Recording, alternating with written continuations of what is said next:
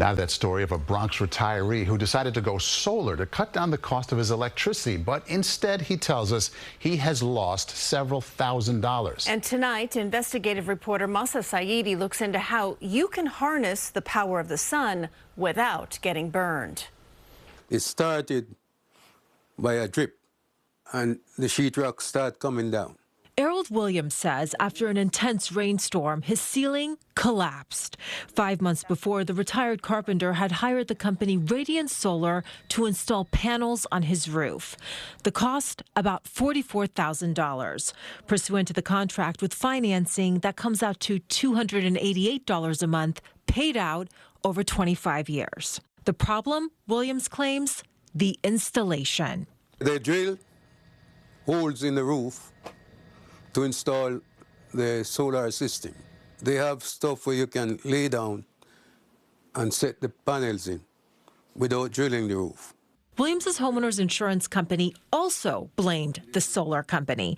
In a letter, State Farm wrote there's no coverage for improper, faulty workmanship of solar panel installation. Williams alleges Radiant Solar wouldn't fix the hole directly under the panels or return his calls. I am 82 years old. I live on a fixed income. According to the state and city divisions of consumer protection, more than 24 New Yorkers have filed a complaint against Radiant Solar. Customers claim the panels are not working, inspections failed, or the company's been unresponsive. The city tells me they can't comment in detail, but they have launched an investigation. We stopped by the address Williams had for Radiant Solar. The doorman told me they had moved, so we left a voicemail. The insurance company is saying that the installation was not done correctly. In an email, the solar company's attorney tells me State Farm's findings are self-serving. Radiant Solar claims their technician found water had entered from this area, far from the panels. The company says they installed panels on the front and back of the home. Quote, the leak is only occurring in the rear, which also happens to have rotting exposed wood. If our workmanship was effective, the company says, both roof surfaces would be leaking. Our recommendation is talk to your insurance agent before you install.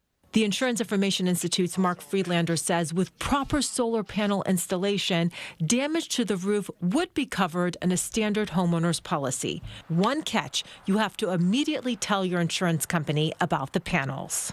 If you don't disclose it, your claim could be denied. Before going solar, consumer experts say you should get quotes from 3 companies on a website like EnergySage.com. Your installer should be licensed by an organization like the North American Board of Certified Energy Practitioners. You should know your warranty, and remember, with a contract in New York, you have 3 days to cancel. With the insurance and solar companies pointing the finger at each other, Williams was forced to dip into his savings to fix the hole. I would like to get reimbursed for the money that came out of my pocket because it's my only source of living. And Radiant Solar also tells me that any company in business a long time has complaints. The city does say this is a high number of complaints coming from at least 28 customers, which is why they're investigating.